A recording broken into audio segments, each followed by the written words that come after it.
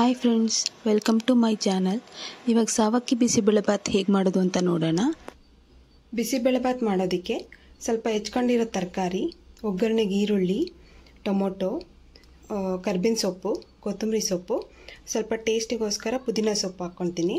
ಅದಕ್ಕೆ ಅರ್ಧ ಕಪ್ ಬೇಳೆ ತೊಳೆದಿಟ್ಕೊಂಡಿದ್ದೀನಿ, 1 ಕಪ್ ಸಾವಕ್ಕಿ ತೊಳೆದಿಟ್ಕೊಂಡಿದ್ದೀನಿ, ಒಗ್ಗರಣೆಗೆ ಎಣ್ಣೆ, ರುಚಿಗೆ ತಕ್ಕಷ್ಟು ಉಪ್ಪು. ಇವಾಗ ಹೇಗೆ ಮಾಡೋದು ಅಂತ ನೋಡೋಣ. ಫಸ್ಟು ಸಾಸಿವೆ ಹಾಕೋಣ ಒಗ್ಗರಣೆಗೆ, ಕರ್ಬೇವಿನ ಸೊಪ್ಪು, ಈರುಳ್ಳಿ ಹಾಕ್ಕೊಳ್ಳೋಣ,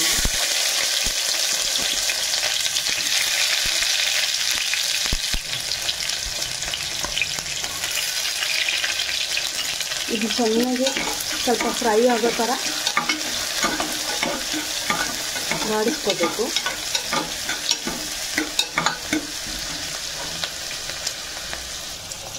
ಟೊಮೊಟೊ ಹಾಕ್ಕೊಂಡಿದ್ದೀನಿ, ಸ್ವಲ್ಪ ಬ್ರೌನಿಷ್ ಬರೋ ಥರ ಬಾಡಿಸ್ಬೇಕು ಅದನ್ನು. ಪುದೀನ ಸೊಪ್ಪು ಹಾಕ್ಕೊತಾ ಇದ್ದೀನಿ,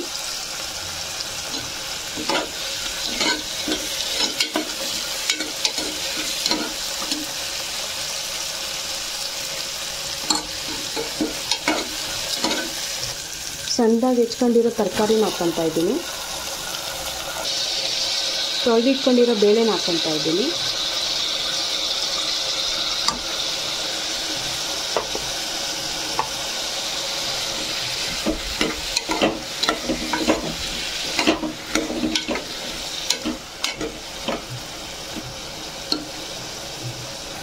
ತರಕಾರಿ ಬೇಯೋದಕ್ಕೆ 1 ಕಪ್ ನೀರು ಹಾಕ್ಕೊತಾ ಇದ್ದೀನಿ, ರುಚಿಗೆ ತಕ್ಕಷ್ಟು ಉಪ್ಪು ಹಾಕ್ಕೊತಾ ಇದ್ದೀನಿ.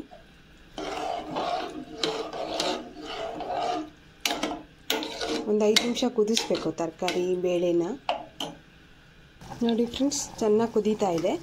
ಇವಾಗ ಸ್ವಲ್ಪ ಬಿಸಿಬೇಳೆಬಾತ್ ಪೌಡರ್ ಹಾಕ್ಕೊಳ್ಳೋಣ. ನಾನು MTR ಬಿಸಿಬೇಳೆಬಾತ್ ಪೌಡರ್ ಯೂಸ್ ಮಾಡ್ತಾಯಿದ್ದೀನಿ, ತುಂಬ ಟೇಸ್ಟಿಯಾಗಿರುತ್ತೆ.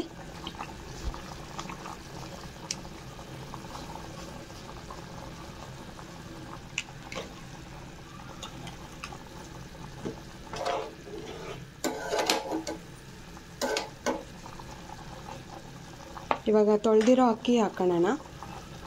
ನಾನು ಸಾವಕ್ಕಿ ಬಿಸಿಬೇಳೆಬಾತ್ ಮಾಡ್ತಾಯಿದ್ದೀನಿ. ಇದರಲ್ಲಿ ಫೈಬರ್ ಕಂಟೆಂಟ್ ತುಂಬ ಜಾಸ್ತಿ ಇರುತ್ತೆ, ಹೆಲ್ತಿಗೂ ತುಂಬ ಒಳ್ಳೆಯದು. ಅದಕ್ಕೆ ಸಾವಕ್ಕಿ ಹಾಕ್ಕೊತಾ ಇದ್ದೀನಿ. ಅಕ್ಕಿ ಹಾಕ್ಕೊಂಡು ಈ ಥರ ಗೂರಾಡಬೇಕು, ಇಲ್ಲಾಂದರೆ ಒಂದೇ ಕಡೆ ಸೇರ್ಕೊಂಡ್ಬಿಡುತ್ತೆ ತರಕಾರಿ ಎಲ್ಲ. ಮೇಲೆ ಸ್ವಲ್ಪ ಕೊತ್ತಂಬರಿ ಸೊಪ್ಪು ಮೇಲೆ ಹಾಕಿ 2 ವಿಷಲ್ ಮಾಡಿಸ್ಕೊಳ್ಳೋಣ.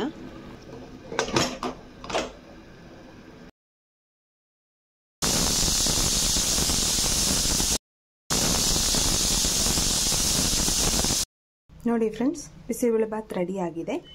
ನೋಡ್ತಾ ಇರಿ, ತಿಂತಾ ಇರಿ, ಸವಿತಾ ಇರಿ. ಬನ್ನಿ ಸವಿಯೋಣ ಬಿಸಿಬೇಳೆಬಾತ್.